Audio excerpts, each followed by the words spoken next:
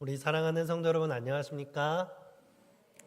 우리 3일 저녁 기도에 오신 여러분들을 환영합니다. 오늘은 제자들처럼 기도하라, 기다림이라는 제목으로 함께 말씀을 살펴보도록 하겠습니다. 우리가 지난 시간에는 야곱의 기도를 통하여서 나의 소원을 하나님께 아뢰고 그 소원을 들어주신다면 내가 이렇게 행하겠습니다. 이렇게 적극적으로 기도하는 서원 기도에 대해서 살펴보았습니다. 오늘은 제자들의 기도를 통하여 기다림 기도에 대해서 살펴보려고 하는데요. 우리는 때로 이 기다린다라고 하는 모습이 소극적이고 수동적인 모습으로 보일 때가 있는 것 같습니다. 겉으로 보았을 때 기다린다라고 했을 때는 아무 일도 하지 않는 것처럼 보이고 내가 무언가를 하기보다는 다른 존재를 의존하는 것처럼 보이는 모습이 바로 기다린다라고 하는 의미에 담겨 있죠. 우리 제7일 안식일 예수재림교회 성도들은 기다리는 성도들입니다. 제자들이 보는 가운데 하늘로 승천하시고 하늘로 올려지신 모습 그대로 예수님께서 어떻게 하신다고 하셨나요? 이 땅에 다시 오신다라고 약속해 주셨습니다. 우리는 그 약속을 믿고 다시 오실 예수님을 기다리는 성도들입니다. 아멘이십니까? 아멘.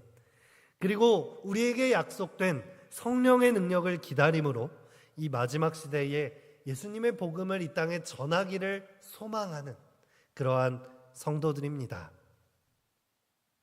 우리가 진정한 재림을 기다리는 성도, 또한 성령의 능력을 기다리는 성도라면 우리는 기다림의 힘을 알아야 합니다.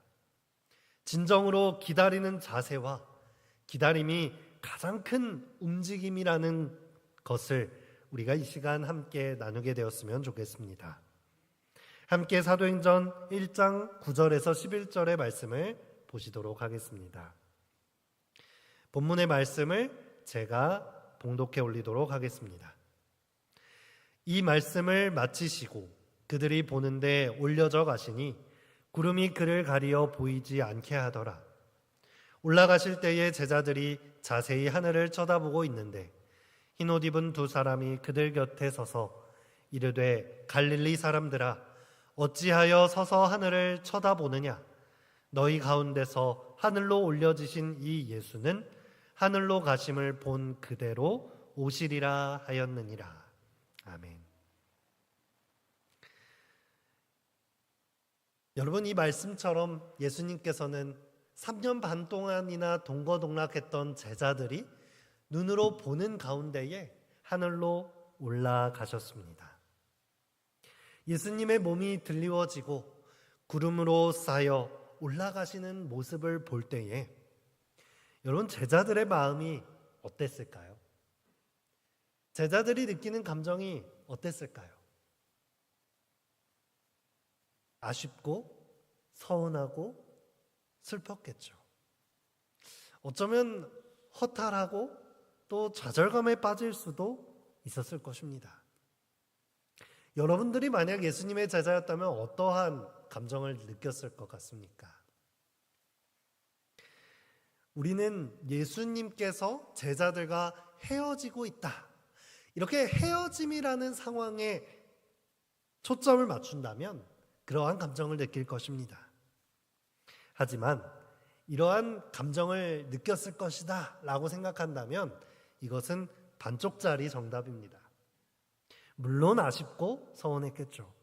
하지만 제자들은 이제 헤어짐에 주목하는 것이 아니라 예수님께서 말씀하시고 계시는 다시 오시리라 라고 하는 약속과 예수님의 부활 소식에 이 복음에 확정되어서 마음속에는 확신과 소망으로 가득 찼음을 우리는 보게 되는 것입니다. 하지만 제자들에게 원래부터 이런 믿음이 있었던 것은 아닙니다. 예수님께서 승천하실 때가 아닌 예수님께서 십자가에 달려 돌아가셨을 때 제자들은 이미 예수님과의 1차 이별을 하였습니다.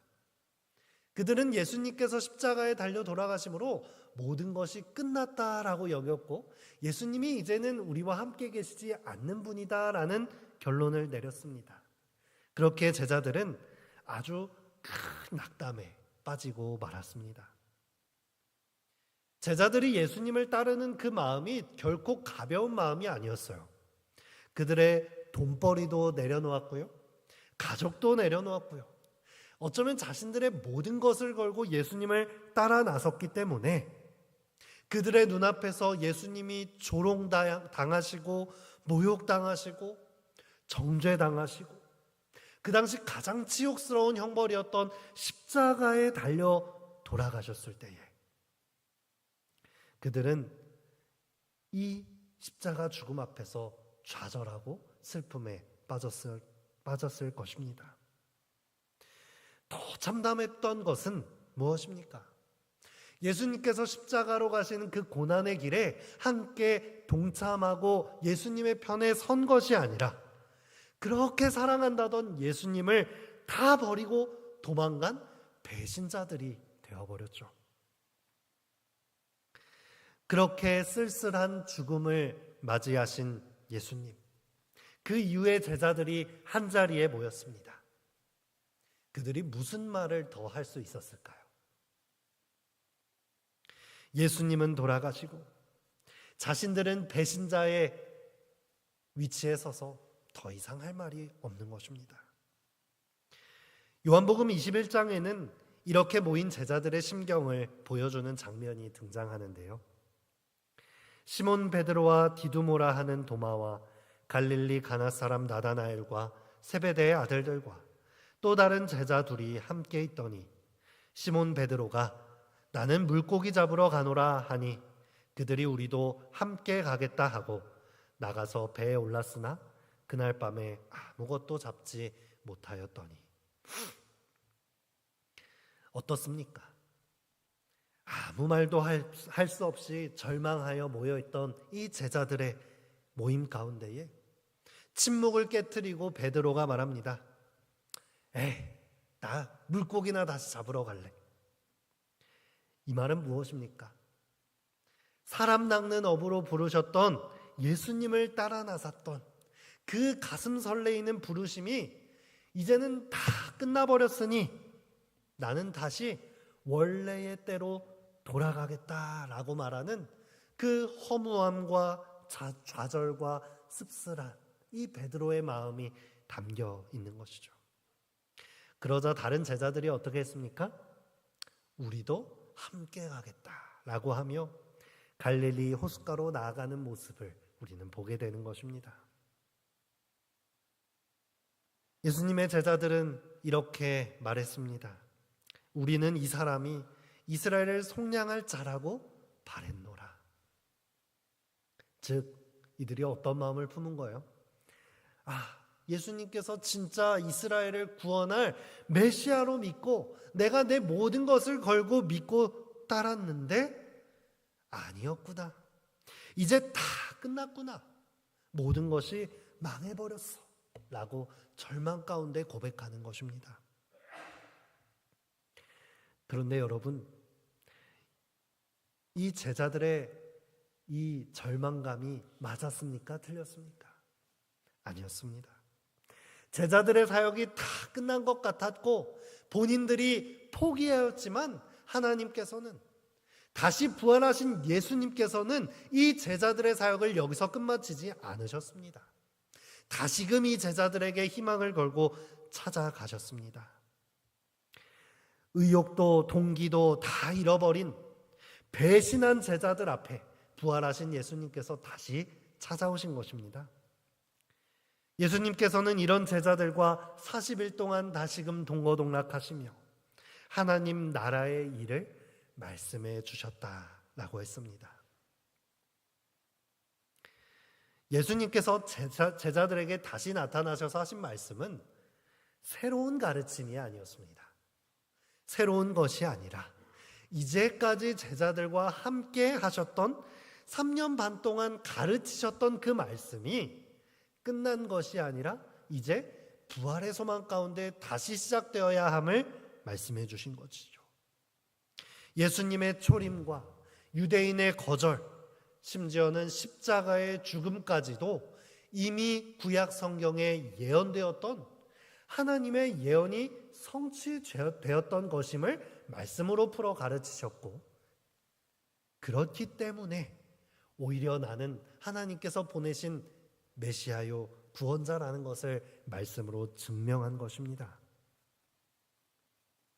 내가 이제까지 가르쳤던 모든 것들은 이 땅의 구원이 아닌 하나님 나라가 이 땅에 도래함으로 있을 그 구원이요, 우리가 전해야 할 복음은 이 땅에서의 성공이 아닌 하나님 나라의 복음을 전해야 함을 제자들에게 다시금 가르쳐 주신 것입니다. 이때 제자들은 어떻게 됐습니까? 완전히 새 사람이 되었습니다. 다시금 견고한 믿음을 가지게 되었고, 그들이 앞으로 무엇을 가르쳐야 할지 단번에 깨닫기 시작한 것입니다. 어쩌면 제자들은 이제야 3년 반이 다 지나고 나서야 예수님께서 바라시던 제자의 모습을 갖췄는지 모르겠어요. 이제야 예수님이 하시는 말씀을 깨닫고 하나님 나라에 대한 소망으로 그 마음속이 가득 찼을지 모르겠습니다. 부활의 소망을 가진 제자들, 가장 뜨겁게 이제야 나의 목숨을 바쳐 하나님의 사명을 다하겠다라고 하는 제자의 모습이 된 것입니다. 하나님의 사명을 다하겠다라고 결심하는 가장 뜨거운 결심이 일어나는 그때에 예수님께서는 제자들에게 무엇을 명하셨을까요? 예수님께서는 제자들에게 나가서 너희들이 깨달은 것을 가르쳐라 라고 명령하지 않으셨습니다. 예수님께서 명령하신 것은 바로 기다림이었습니다. 가장 뜨거울 때 바로 나가서 복음을 전하라고 한 것이 아니라 무엇을 명하셨다고요? 기다림을 명령하셨습니다. 함께 사도행전 1장 3절에서 5절의 말씀을 읽도록 하겠습니다. 그가 고난받으신 후에 또한 그들에게 확실한 많은 증거로 친히 살아계심을 나타내사 40일 동안 그들에게 보이시며 하나님 나라의 일을 말씀하시니라. 사도와 함께 모이사 그들에게 분부하여 이르시되 예루살렘을 떠나지 말고 내게서 들은 바 아버지께서 약속하신 것을 기다리라. 요한은 물로 침례를 베풀었으나 너희는 몇 날이 못되어 성령으로 침례를 받으리라 하셨느니라. 오늘날 예수님께서는 우리에게 기다리라 라고 말씀하고 계십니다. 우리는 자꾸 조바심을 냅니다. 무언가를 빠르게 선택하고 결정해서 판단해야 할 것 같다. 무언가 하나님의 일을 하기 위해서 자꾸만 앞으로 전진해야만 할 것 같다. 예수님의 진리 복음이 무언가 전파되지 않는 것 같은 모습에 자꾸만 계획을 세우고 일을 하기 시작합니다. 그런 우리에게 예수님께서는 기다리라 라고 명령하고 계신 것입니다. 여러분, 우리가 운전하다가 언제 사고가 가장 많이 날까요? 초보 운전 딱지를 붙였을 때 사고가 많이 날 것 같지만 사실 그때는 사고가 나지 않습니다. 조심하고 또 조심하고 긴장하고 있을 때는 사고가 나지 않는 것이죠. 하지만 초보 운전을 딱 떼고 이제 좀 잘하는데, 이제 운전 좀 할만한데 하면 어떻게 돼요? 어김없이 사고가 나는 것이죠. 우리는 이제 할 수 있다라고 생각이 들 때, 이제 좀 해보자, 열심히 해보자 하는 생각이 들 때 그 순간 기다려야 합니다. 무엇을 기다릴까요? 오늘 성경은 말하기를 아버지께서 약속하신 것을 기다리라 라고 했습니다. 이것은 제자들에게만 약속한 것이 아니라 예수님께서 승천하시고 성령의 시대를 살아가는 우리 모두에게 약속된 것입니다. 바로 성령 하나님의 임재를 기다리라 라고 명령하시는 것입니다.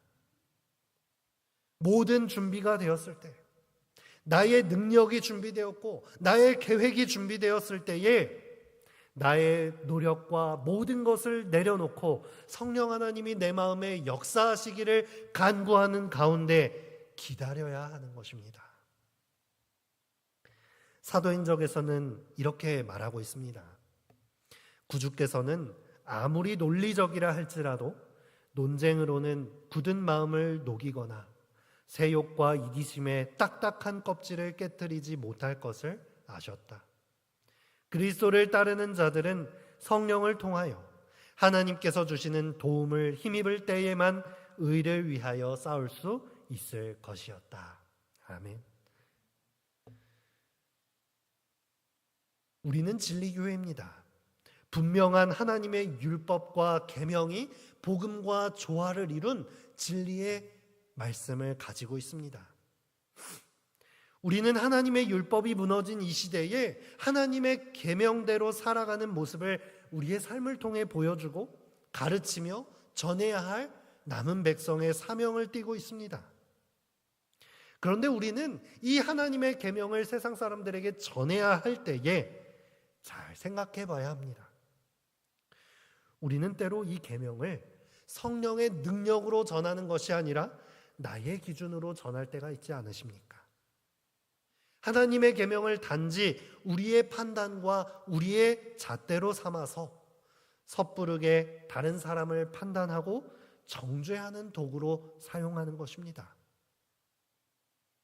하지만 하나님의 율법을 전하라고 하는 것은 정죄하고 논리적으로 논쟁함으로 전해지는 것이 전혀 아닙니다.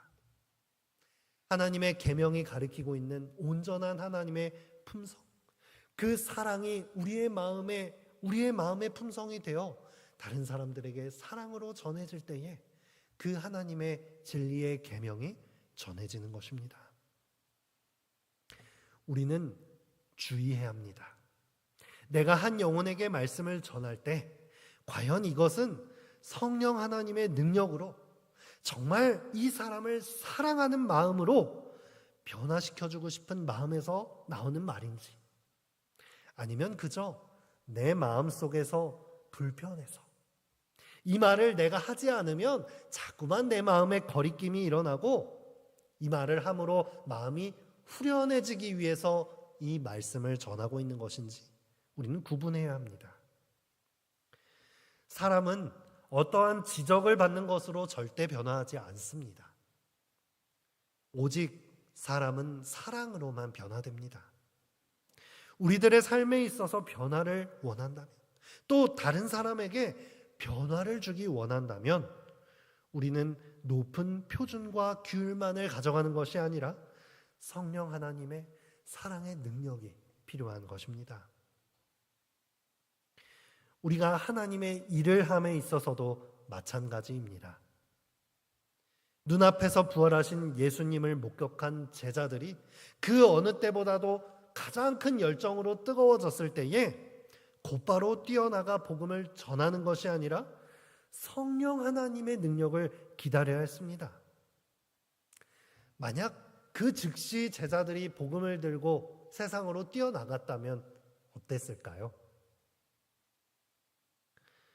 물론 뜨거운 열정과 감정을 가지고 뛰쳐나갔을 때에 많은 성과를 거둘 수도 있었을 것입니다. 하지만 예수님은 성령의 능력을 기다리라고 하셨어요. 너희의 지금 당장 느낀 깨달음이나 열정을 가지고 나가는 것이 아니라 성령의 능력을 기다리라고 말씀하신 거예요. 사람의 열정 좋습니다. 하지만 사람의 열정이 얼마나 갑니까? 사람의 열정은 금방 사그라들기 마련입니다. 하지만 성령의 열정은 어떻습니까? 절대 꺼지지 않고 무한한 동력을 가지고 있습니다. 사람의 열정은 조건적입니다. 나라고 하는 사람이 관심 있는 것, 내가 좋아하는 것에 한해서 열정이 드러납니다. 하지만 성령의 열정은 어떻습니까? 무조건적입니다. 죄가 있는 곳에 성령의 열정이 드러나서 그 죄가 있는 곳에 달려가게끔 만드는 것이 바로 성령의 열정입니다. 원수까지라도 구원하고자 하는 마음, 원수를 용서하고 사랑하는 마음이 성령의 열정에는 들어 있습니다. 내가 판단할 때에 사랑할 만한 사람, 구원받아야 할 만한 사람에게만 그 열정이 부어지지 않습니다.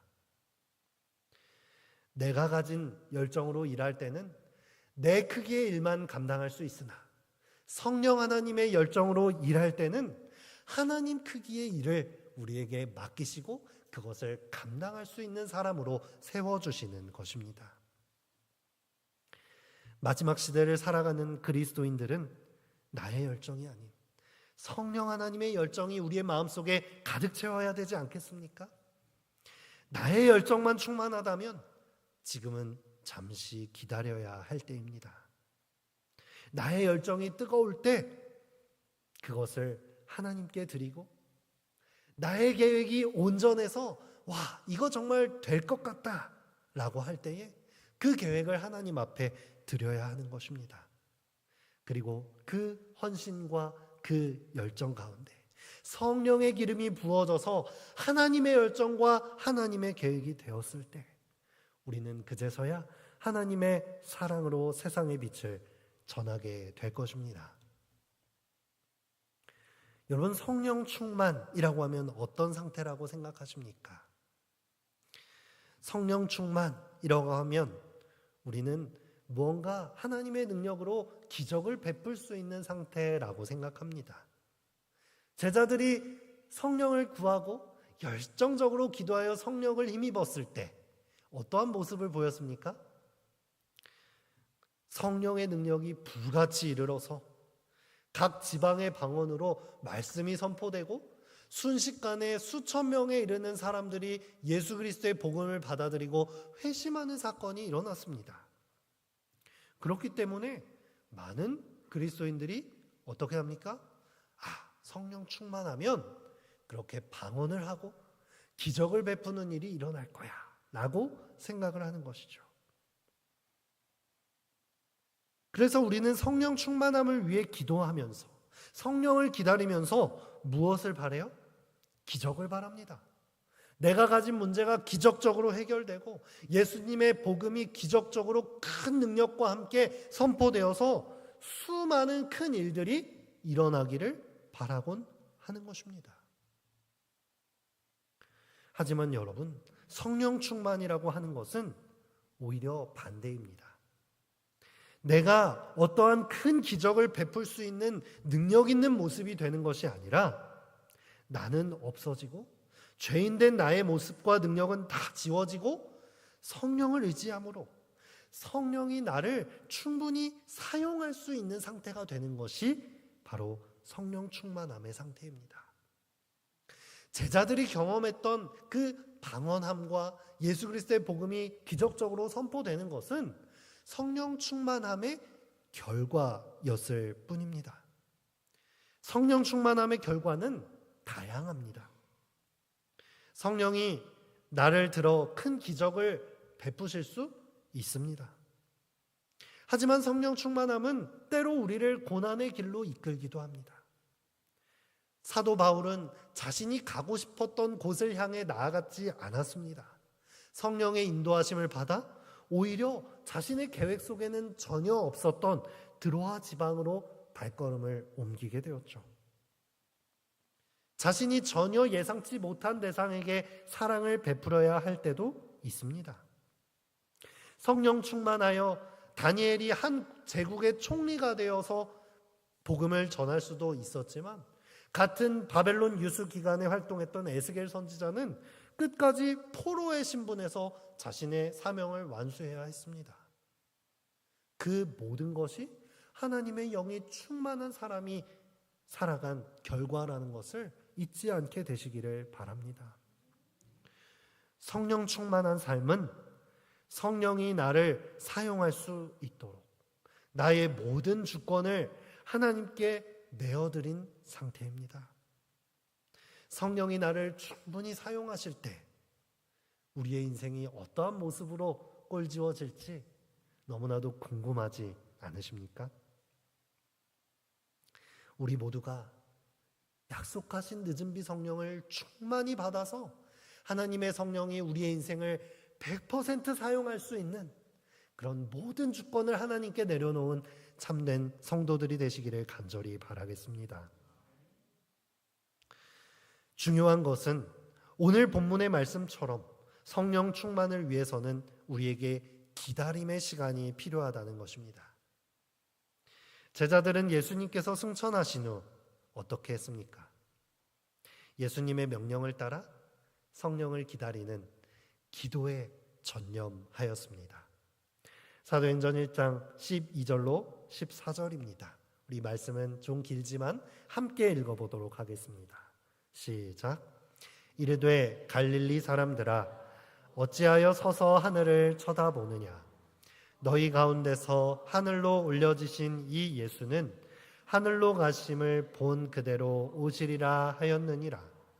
제자들이 감람원이라 하는 산으로부터 예루살렘에 돌아오니 이 산은 예루살렘에서 가까워 안식일에 가기 알맞은 길이라. 들어가 그들이 유하는 다락방으로 올라가니 더불어 마음을 같이하여 오로지 기도에 힘쓰더라. 아멘. 그들은 예수님의 말씀대로 성령 하나님의 임재와 능력을 구하며 오로지 기도에 힘썼다라고 성경은 말하고 있습니다. 세상의 일은 결과로 보여지는 것으로 평가를 받을지 모르나 하나님께서는 결과보다는 그 동기와 과정에 관심이 많으십니다. 지금 당장 복음 들고 뛰어나가서 많은 성과를 바라는 것이 아니라 어떠한 결과를 보기 이전에 기다림을 통해서 성령 하나님의 능력을 간구하고 성령의 능력을 의지하며 동행하며 만든 결과만이 선한 것이요 좋은 일임을 하나님께서는 평가하신다는 것입니다. 더 나아가서 이 성령 충만이라고 하는 것은 하나님과 우리와의 관계입니다. 어떠한 결과가 아니라 하나님께 간절히 기도하며 맺은 하나님과의 관계가 성령 충만입니다. 그렇기 때문에 이 과정은 더 중요합니다. 어떠한 관계이든지 간에 단번에 이루어지는 관계는 없습니다. 어색한 첫 만남이 있어야 하고 서로를 신뢰하기까지 많은 시간이 필요한 것이죠. 함께 기쁨, 슬픔, 고생을 다 나눌 때에 서로 돈독한 관계가 되어가는 것입니다. 우리도 성령 충만해지기 위해서 하나님과 오랜 시간 함께 동행하는 시간이 필요한 것입니다. 그런데 우리들마저 어떻게 합니까? 성령 충만함을 오해합니다. 성령 충만을 기적적인 일이라고 치부해버리는 것입니다. 그래서 늦은비 마지막 성령이 임하는 것을 어떻게 생각합니까? 지금 나의 이 삶과 전혀 상관없이 그저 어떠한 기적적인 일이 일어나서 마지막 때에 하나님의 복음이 선포될 것이다 라고 생각하지만 마지막 세대에 일어날 늦은비 성령의 역사가 일어나기 위해서는 과정이 필요하다는 것입니다. 우리가 이 마지막 시대의 징조들을 보며 깨어서 기다리며 성령 하나님의 능력을 간절히 간구하는 과정이 필요하다라는 것입니다. 우리는 기다리며 준비해야 합니다. 차근차근 성령 하나님과 한 걸음 한 걸음 동행하면서 신뢰의 관계를 쌓아 나가야 하는 것입니다. 그렇게 될 때야만 비로소 우리는 점차 나의 주권을 하나님께 드릴 수 있는 믿음을 가진 그리스도인이 되는 것입니다. 한 번에 하나님께 모든 것을 맡길 수 있는 사람은 아무도 없어요. 우리가 하나님 앞에 한 걸음씩 나아가서 그 말씀에 온전히 순종할 수 있는 그런 성도가 되었으면 좋겠습니다. 성경에 기록된 모든 성경의 인물들이 그렇습니다. 성경에는 여러 인물들의 이야기가 담겨 있는데 절대 그들이 성공한 결과만 명시하고 있지 않습니다. 성경에 기록된 인물들은 모든 과정과 실패와 연약함까지도 기록하고 있습니다. 왜냐하면 하나님께서는 그 결과보다는 그 모든 인생의 과정들을 통해 맺은 하나님과의 관계, 자신의 선택권과 주권을 맡겨가는 그 기다림의 과정이 더 중요하기 때문이겠죠. 우리 예를 들어 우리 믿음의 조상 아브라함의 삶을 살펴볼까요?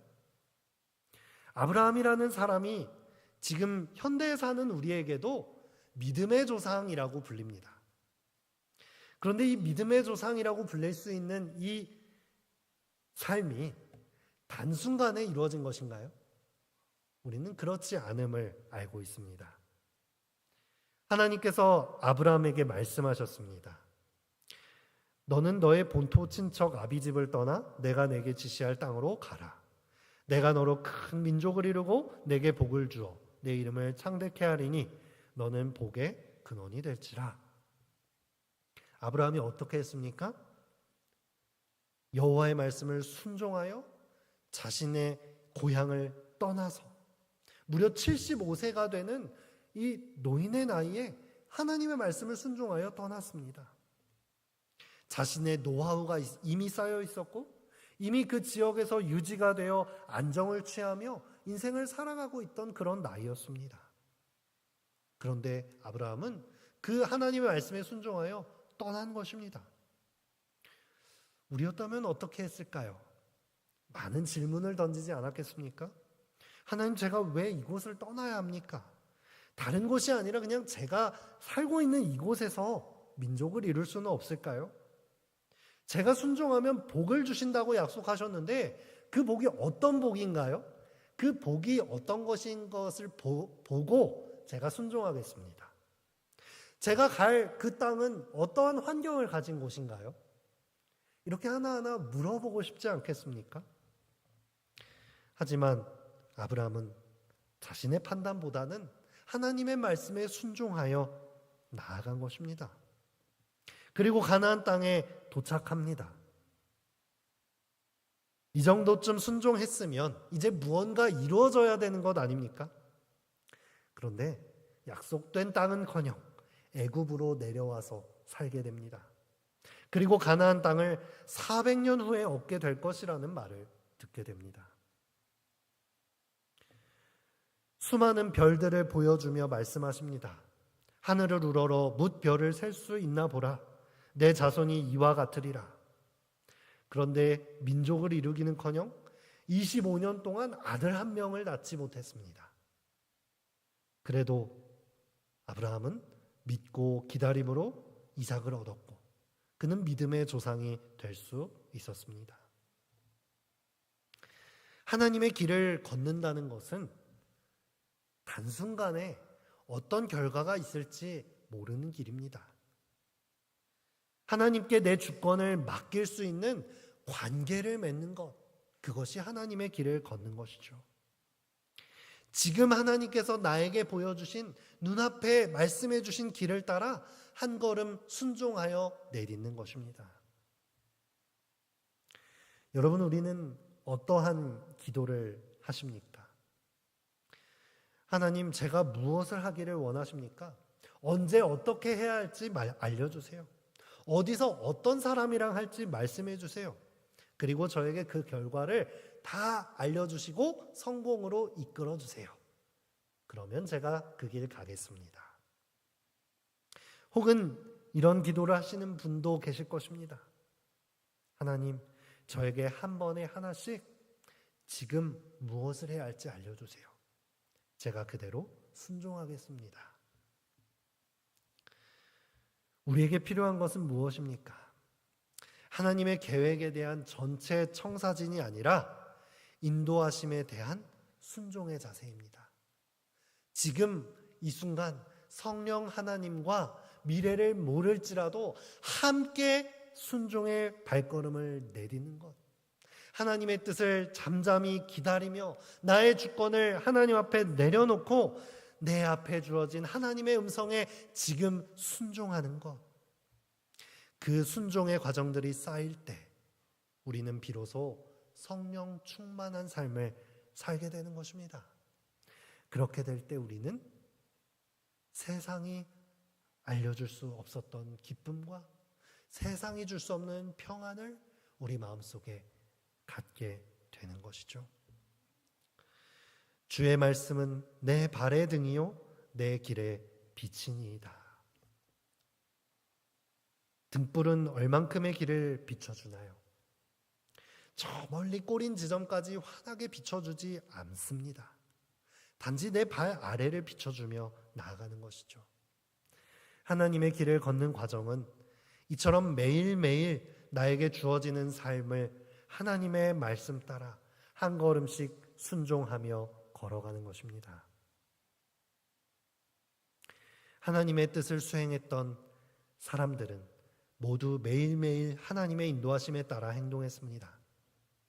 하나님께서 모세와 이스라엘 민족을 낮에는 구름 기둥으로 밤이면 불 기둥으로 매일매일 그 걸음을 인도하셨습니다. 예수님께서 당신의 제자들을 부르실 때에 그들의 사명에 대해 거의 아무 말도 하지 않으셨습니다. 그냥 나를 따라오라, 내가 너에게 보여주겠다 라고 간단히 말씀하시며 부르셨습니다. 기다림과 순종의 과정이 쌓여서 성령 충만한 상태가 되어 그 인생에 맡겨진 하나님의 사역을 감당할 수 있었던 것입니다. 사랑하는 성도 여러분, 우리가 기다림의 기도를 드릴 줄 아는 예수님의 제자들이 되기를 간절히 바랍니다. 때로는 내가 생각한 시간보다 더 지체되는 것 같아 보일지라도 하나님의 때를 기다리는 것입니다. 내가 생각한 방법이 아닐지라도 하나님의 방법을 기다리는 것입니다. 나의 능력과 선택을 다 하나님께 맡기고 성령 하나님을 기다리는 것입니다. 그리스도인의 기다림은 수동적이거나 아무것도 하지 않고 죽어있는 그런 죽은 기다림이 아닙니다. 팽이를 비유로 들어볼 수 있겠는데요. 팽이가 강하게 돌 때에 고요해 보입니다. 가만히 있는 것 같죠. 정지된 것처럼 보이지만 가장 빠르게 돌고 있는 것이 바로 멈춰 보이는 팽이의 모습입니다.